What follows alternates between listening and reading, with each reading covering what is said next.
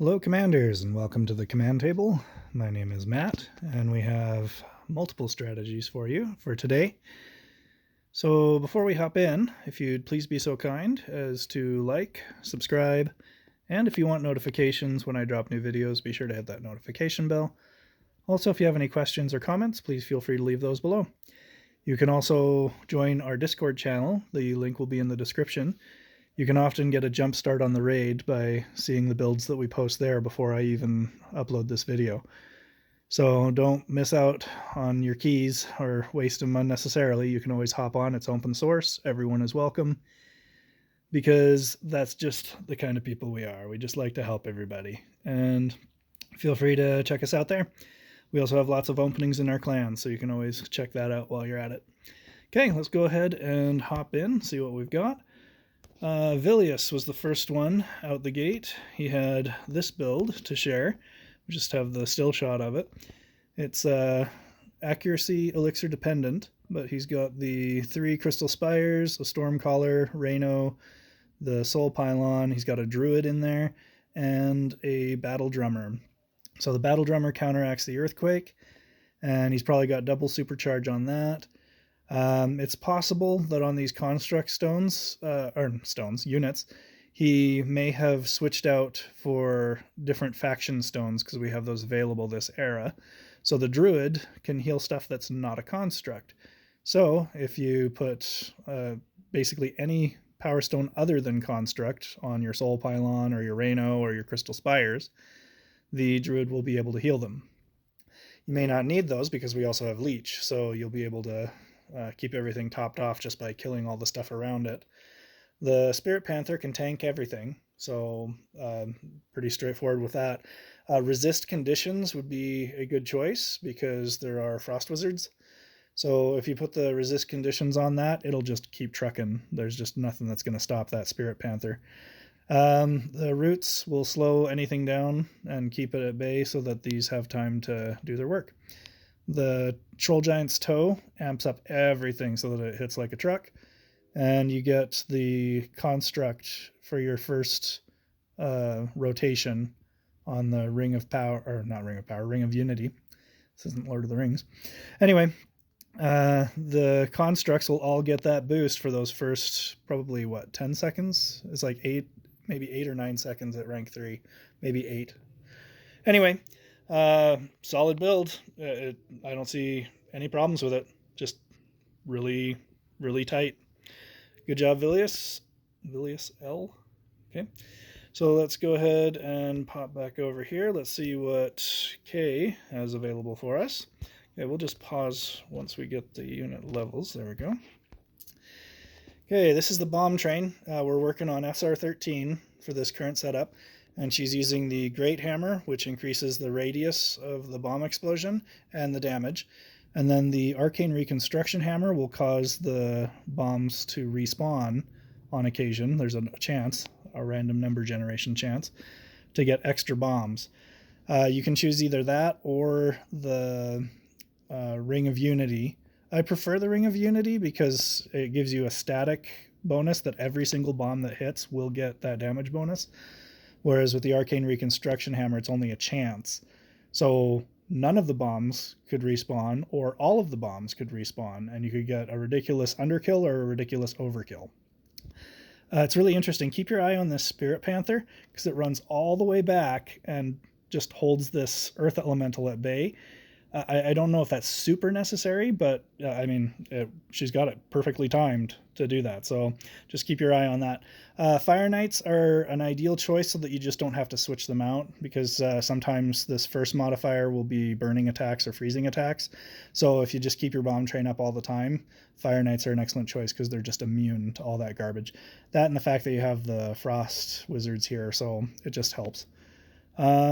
These assassins down here take out the frost wizards so that you get clear sailing all the way through, and that's about that. Oh, the plague bearers will hold the assassins at bay.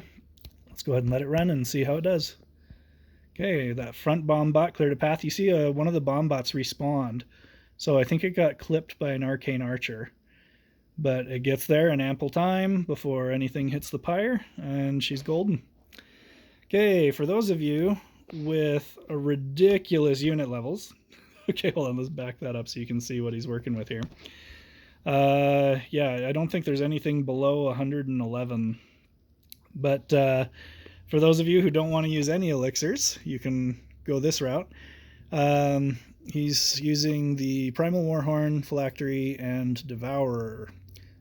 So these Plague Bearers are going to hold everything in the back. There's a freezing trap that you'll notice that catches the vast majority of the Risen Warriors. The problem that, I don't know if this is a problem, but just watch, because these Plague Bearers, once they hit something, it unfreezes it and applies Plague to unfreeze it. So that's just something to be cautious of. He doesn't have any problems with it in this run, but I just could see a random chance where a Plague Bearer taps one of those Risen Warriors and then it wanders off and hits the pyre. So let's go ahead and show that. Okay, just cruising right through. You see the assassins working on those Risen Warriors in the back, or the Plague Bearers in the back. And then, wow, he catches basically everything except for one Risen Warrior with that freezing trap. That was perfectly aligned. The higher level the freezing trap is, the wider the radius. So he must have a very high level one. I didn't even look to see. So, I mean, you can get away with no elixirs if you've got the unit levels. And then Anturium, always thinking outside the box. We'll pause it here once we see his unit levels. Okay, there they are. Okay, so we have a bunch of merged stuff up in the front. I think there's a bunch of Warhounds in there. And then we've got the Dire Wolves behind those. We've got a Frost Bloom. And then 2 groups of Eternal Champions and 2 merged Risen Warriors to go to the back. He's using the Stompers to counter the Earthquake. And then he's got the Amulet of the Panther Queen, which leads me to believe, I haven't asked him, but he's probably switched out, he's probably put a faction stone on those Eternal Champions so they get the increased attack speed. But everything's, they will have it if they start in stealth. I'm not sure if they do or not. I guess we'll find out soon enough once we started. I didn't think to look. But yeah, everything will push from the front and clear out all the garbage. Then the Eternal Champions will clear out all this stuff and then walk right up to the boss and finish him off. So let's go ahead and watch that happen. Okay, yep, so he does have the Nature faction Power Stone on those Eternal Champions because they did start in stealth. And then I think they'll have Leech. They may not have Leech. They might just have Berserk. Berserk would be a great choice with the Amulet of the Panther Queen because you've got that ridiculous attack speed. So once they get below, I think 75% health, 70 or 75 at rank 4. I think it's 70 at rank 4, maybe 75 at rank 5. I guess I'll have to look that up. But you'll notice that the Earthquake keeps tripping the Frost Bloom in the back. So I'm not sure if that would cause a problem at any point, but that's something to be wary of. But very solid build, only 1 elixir, and well done. So good job, Anturium, always coming up with those amazing ideas. Okay, so this is what I was doing this morning. This my 3rd highest profile, so not my strongest profile. I'm just using up extra elixirs because I've got tons of the elemental resistance and the regen elixirs on all of my profiles just because I've been using the accuracy elixir builds for so long. So I've just accumulated a ton of them. This is just running through the power stones for you so you can go back and see if you need to catch anything.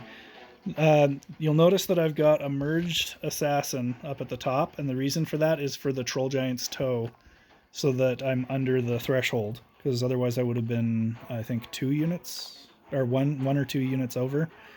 So that was just my thought, just merge the assassin, and that removes 2 bodies from the field. It's a little bit less ideal because you only get one of the arcane archers. You'll notice, okay, you popped back and got that one, but sometimes that one assassin won't get both of the arcane archers. I like using that Thunderstone because it shreds through a lot of those units very quickly. So long as it's being attacked by the tree, it'll get that extra hit from the Thunderstone. So merge Stormguard, merge Spirit Panthers, and then you've got the regular Wind Reavers, and they just shred through Jormag like crazy. You don't have to worry too much about the back because those Spirit Panthers were able to clear through it all. I did make a change, though, on my 4th highest profile. So this is my weakest SR15 profile. And you'll notice that I put a bunch of frost traps instead. So that way I didn't have to merge the assassins. Freezes all of the shield bearers up in the front. It doesn't freeze the earth elementals because they're immune, but I'm not terribly concerned about those. It's mostly you get a 50% damage bonus for frozen targets, and it lasts forever and a day. So by the time it matters, the wall that was holding the Spirit Panthers gets destroyed, and then those Spirit Panthers can work their way up and eat their way through. Any other stragglers you'll see get handled by the tree without any problem. And smooth sailing. A note, if you want to try this without the elemental resist elixir, then all you need to do is get a bunch of the power stones for resist conditions. For the Storm Reavers, you will want to use the level 4 so that they are 100% resistant to that freeze, because they need to be hitting stuff to keep their leech moving. If they get frozen for any length of time, they may die, so I would highly recommend that. Okay, so last one is my bomb train. We'll pause this once we get to the unit level so you can see. Okay, this is at SR12. So SR12, you start to see more of the minion units in the back. But I've got the 2 extra army points I've spent on an extra group of assassins. Before, I would always have this group of assassins and this group, because this group takes out the Frost Wizard to make sure you've got clear sailing and your bombs don't get stalled by a Frost Bolt. But I've added this one just to clear up the Arcane Archers on the top. So same build as before. The Arcane Archers distract the Assassins, run them all the way forward. You don't have to worry about all the Risen Warriors because the bomb bots get the job done before they even reach the pyre. And that's about it. I think that's all the notes for that one. So yeah, the 2 extra army points, the only change was just that 1 extra group of Assassins. And as you see, smooth sailing all the way through. Alright, so thanks for watching. Appreciate you supporting the channel. Again, please do like and subscribe. We're 3/4 of the way to 1,000 subscribers, so that's our main goal right now. The sooner we get there, the sooner we can apply to be monetized, and then we can start funneling some resources into the channel. So please help us out by subscribing. Again, check out TCT Discord. The link will be in the description. And a special thanks to ViliusL, Kay, Kajla, Svik, and Anturium for contributing your setups. Sure appreciate it.